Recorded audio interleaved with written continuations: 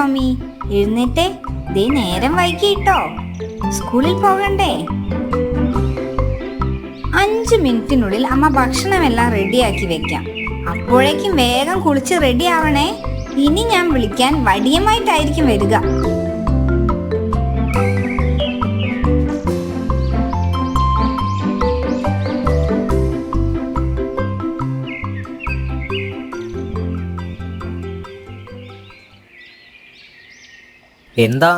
എന്തു പറ്റി? എന്താ നിന്റെ മുഖത്ത് രാവിലെ തന്നെ ഒരു വാട്ടം? നിങ്ങളുടെ മകളുടെ കാര്യം തന്നെ.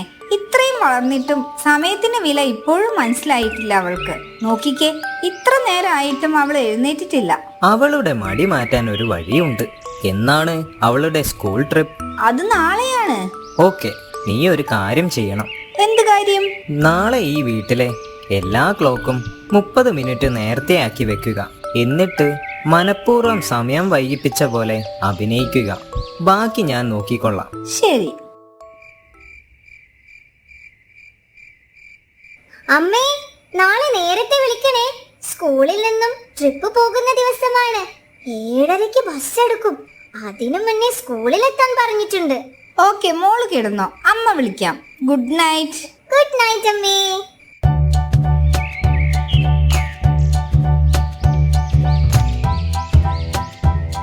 ജോമി മോളെ വേഗം എഴുന്നേൽക്ക്.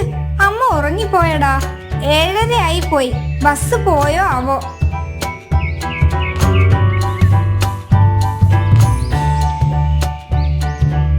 എന്ത് പണിയാ അമ്മേ കാണിച്ചത്?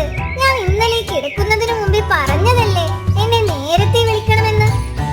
വേഗം വാ, എന്നെ ഒന്ന് സ്കൂളിൽ ഡ്രോപ്പ് ചെയ്തു തരുമോ? ഓക്കെ, വേഗം റെഡിയാവൂ.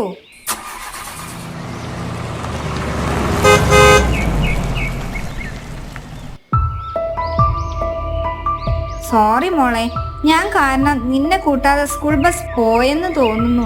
ഇതിനെല്ലാം കാരണം നമ്മൾ നേരത്തെ എത്താത്തതാണ്. ഞാനും ശ്രദ്ധിക്കണമായിരുന്നു. എനിക്ക് നേരത്തെ പോണമെന്ന് ഞാൻ ചിന്തിക്കേണ്ടിയിരുന്നു. ഒന്നും ഞാൻ ചെയ്തില്ല. കരയല്ല മോളെ. ഹായ്, അതാ എന്റെ സ്കൂൾ ബസ് വരുന്നു. ഹായ്. മമ്മി, ഞാനൊരു കാര്യം പഠിച്ചു. ഇനി എന്തും കൃത്യസമയത്തിന് ചെയ്യണം. സമയത്തിന്റെ വില ഞാൻ മനസ്സിലാക്കി. Good girl. നമുക്ക് സമയത്തെ പെട്ടിയിലോ ബാങ്കിലോ കൂട്ടിവെക്കാൻ സാധിക്കില്ല. ചാക്കിലോ കടലാസിലോ പൊതിഞ്ഞു വെക്കാനും പറ്റില്ല. സമയം എല്ലാവർക്കും തുല്യ അളവിലാണുള്ളത്. ചിന്തിക്കുക, വരാനുള്ളതിനെ ഒന്നിച്ച് വാരി കൂട്ടിയെടുക്കാനാവില്ല. കിട്ടുന്നതിനെ ഉപയോഗിക്കാനും തിരസ്കരിക്കാനും നമുക്ക് സ്വാതന്ത്ര്യമുണ്ട്. സമയം നമ്മെ നിർബന്ധിക്കുകയോ നിയന്ത്രിക്കുകയോ ചെയ്യുന്നില്ല. സമയം ആർക്കു വേണ്ടിയും കാത്തു നിൽക്കുകയില്ല. സൂക്ഷിക്കുക. സോറി മമ്മി, ഇനി ഞാൻ ശ്രദ്ധിച്ചോളാം.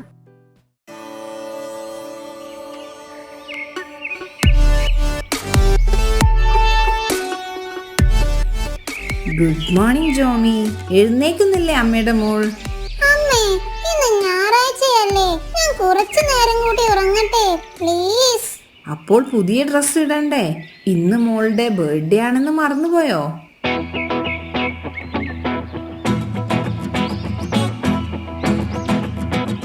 ഓ, പറഞ്ഞ പോലെ ഇന്നാണല്ലേ എന്റെ ബർത്ത്ഡേ. ഞാനത് മറന്നു.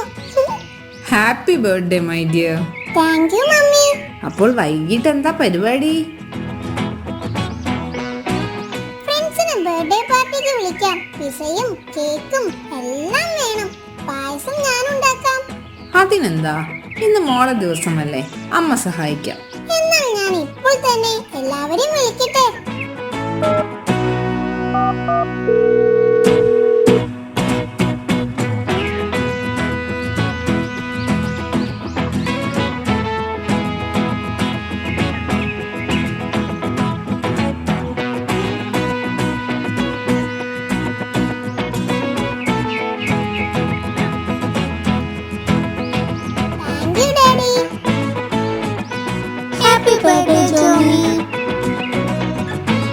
എല്ലാവരും വേഗം വന്നേ, കേക്ക് മുറിക്കാൻ സമയമായി.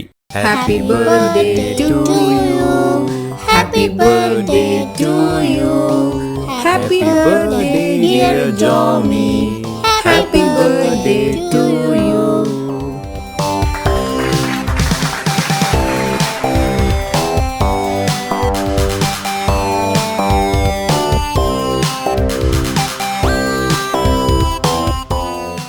എല്ലാവർക്കും വിശക്കുന്നുണ്ടാവും.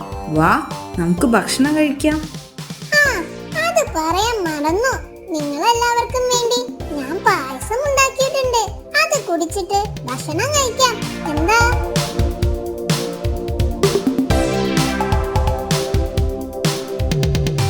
അതെന്താ അലക്സ്, പായസം കുടിക്കില്ലേ? വേണ്ട ആന്റി, എനിക്ക് കേക്ക് മതി. അതെന്താ, ഞാൻ ഉണ്ടാക്കിയ പായസമാണെന്ന് പറഞ്ഞിട്ടാണോ? ഓ, അതുകൊണ്ടൊന്നുമല്ല, എനിക്ക് കേക്ക് മതി. അത് സാരമില്ല, പോട്ടെ. അറിയാതെ തട്ടിപ്പോയതല്ലേ, ആന്റി തുടച്ചോളാം. ഓഹോ, നല്ലൊരു ദിവസമായിട്ട് നീ ഇതെന്ത് പണിയാ ചെയ്തത്? അലക്സ്, എനിക്കിനി കേക്കില്ല. സോറി ജോമി, ഞാൻ അറിഞ്ഞുകൊണ്ട് ചെയ്തതല്ല, അറിയാതെ പറ്റിപ്പോയതല്ലേ. ഞാനും കൂടി വൃത്തിയാക്കാൻ സഹായിക്കാം. അതൊന്നും പറഞ്ഞാൽ പറ്റില്ല. നിനക്കിനി എന്ത് പറഞ്ഞാലും കേക്കില്ല. ജോമി, അതവൻ അറിയാതെ തട്ടിപ്പോയതല്ലേ, ഒന്ന് ക്ഷമിക്ക്. കഴിഞ്ഞ ആഴ്ച നീ ചെയ്തത് ഓർമ്മയുണ്ടോ? എന്ത്? നിലത്ത് വീണ അവന്റെ പുതിയ പേന നീ അറിയാതെ ചവിട്ടിപ്പൊട്ടിച്ചു പോയി. അതവൻ കണ്ടിട്ടും നിന്നെ വഴക്ക് പറയാനോ ചോദിക്കാനോ വന്നില്ല. കാരണം അവൻ അറിയാമായിരുന്നു അത് നീ മനഃപൂർവ്വം ചെയ്തതല്ല, നീ അറിയാതെ ചവിട്ടിപ്പോയതാണെന്ന്. അതെല്ലാം മറന്ന് നിന്റെ ബർത്ത്ഡേ പാർട്ടിക്ക് അവൻ വന്നതല്ലേ, അതുകൊണ്ട് അവനോട് ക്ഷമിക്കൂ ജോമി.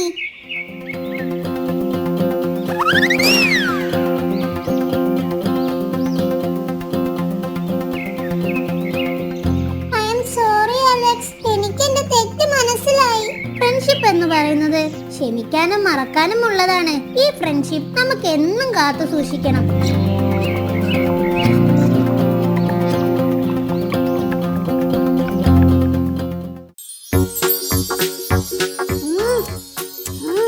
ഹായ്, എന്തുകൊണ്ടാ ഇത്രയും കാലം ഈ സ്ഥലം ഞാൻ കണ്ടില്ല? അടിപൊളി, എന്ത് ടേസ്റ്റ് ആണ് ഇതിനൊക്കെ. ടോമി, ടോമി, ഡാ, ബെല്ലടിച്ചു. എല്ലാവരും പോയി. നീ ഇവിടെ കിടക്കാണോ? ഈ സമൂസ ഞാൻ ആർക്കും തരില്ല. ഇതെല്ലാം എനിക്കുള്ളതാ. ഏ, സമൂസ എവിടെ?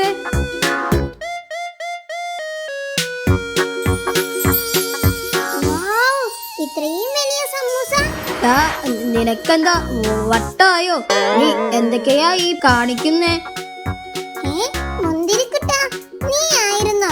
ഞാൻ കരുതി വലിയ സമൂസ ആണെന്ന്. സോറി. അടിപൊളി. എനിക്ക് നിന്നെ കാണുമ്പോഴൊക്കെ ജ്യൂസ് അടിച്ച് കുടിക്കാൻ തോന്നാറുണ്ട്. എന്നിട്ട് ഞാൻ അങ്ങനെ ചെയ്യാറുണ്ടോ? പറ. അതില്ല. ഇതൊക്കെ ശ്രദ്ധിക്കണ്ട അമ്പാനെ. ശ്രദ്ധിച്ചോളാം അണ്ണ. അതൊക്കെ പോട്ടെ, നീ വേഗം വാ. നമുക്ക് ക്യാൻറ്റീൻ അടയ്ക്കുന്നതിന് മുന്നേ ചൂട് സമൂസ പോയി തട്ടാം. അതിന് നിന്റേല് കാശ് വല്ലതും ഉണ്ടോ? ഓ പിന്നെ, അല്ലെങ്കിൽ കാശുണ്ടായിട്ടല്ലേ നമ്മള് ക്യാൻറ്റീനിൽ നിന്ന് കഴിക്കാറ്. നീ വന്നേ. എന്നാലും ആ ക്യാൻറ്റീൻ അങ്കിൾ നമ്മളെ ഇനി കണ്ടാൽ വിടില്ലട്ടോ.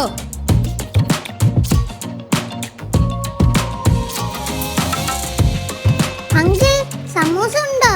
ആദ്യം ഇതുവരെ കഴിച്ചതിന്റെ കാശിങ്ങെടുക്ക്, എന്നിട്ട് മതി അടുത്ത കഴിപ്പ്. ഞാൻ പറഞ്ഞില്ലേ, ക്യാൻറ്റീൻ അങ്കിൾ നമ്മളെ കണ്ടാ വിടില്ലെന്ന്. പതുക്കെ, മിണ്ടാതിരിക്കി.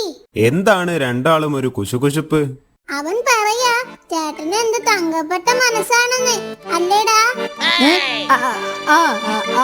അതെ, അതെ. അതൊക്കെ ശരിയാണ്. പക്ഷേ എനിക്ക് ഇതുവരെയുള്ള കഴിച്ചതിന്റെ കാശ് തരാതെ ഒരു ഗ്ലാസ് പച്ചവെള്ളം പോലും ഞാൻ തരില്ല. പൊക്കോണം എന്റെ മുന്നിൽ നിന്ന്.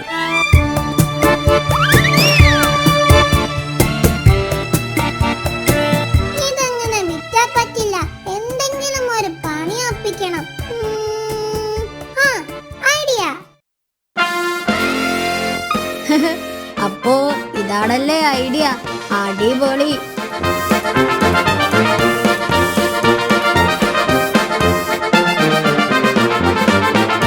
എന്റെ അമ്മേ, പാമ്പ്! ഇനിയാണ് കളി. നീ ഇത് പിടിച്ച് ഞാനൊരു വിസിലടിക്കും. അപ്പോൾ റിവേഴ്സ് ബട്ടൺ ഞെക്കിയാൽ മതി. Okay, done. പോയോ? എവിടെ പോയി? ഞാനിവിടെ ഉണ്ടടോ.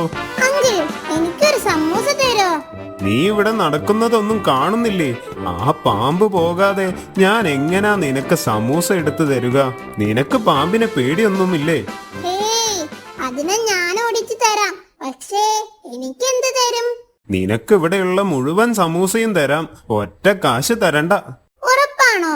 ഉറപ്പ്. അമ്മയാണേ സത്യം. വേഗം നോക്ക്.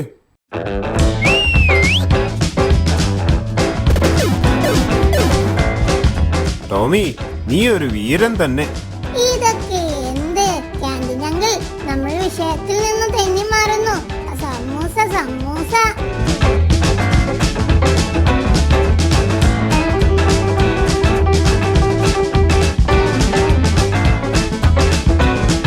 ഇന്നുണ്ടാക്കിയ സമൂസ മുഴുവൻ കഴിഞ്ഞു ട്ടോ. ഇനി ചോദിക്കരുത്. Thank you uncle.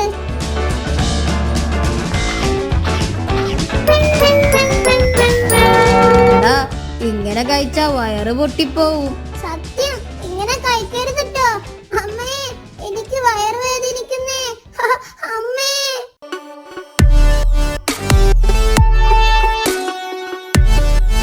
ഗ്യാസ് കയറിയതാ. ഇനി കുറച്ചു കാലത്തേക്ക് ഇവന് കഞ്ഞി മാത്രം കൊടുത്താൽ മതി. വേറെ ഒന്നും കൊടുക്കണ്ട കേട്ടോ. ശരി ഡോക്ടർ.